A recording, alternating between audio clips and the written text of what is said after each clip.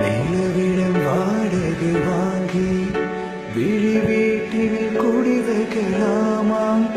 நான் வாழும் வீட்டுக்குள் வேறாரும் வந்தாலே தகுமா?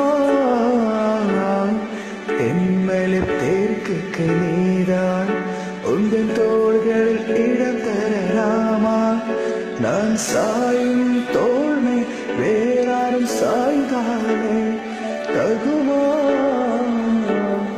நீரும் செங்குலை சேரும் கலைந்தது போலே கலைந்தவளா?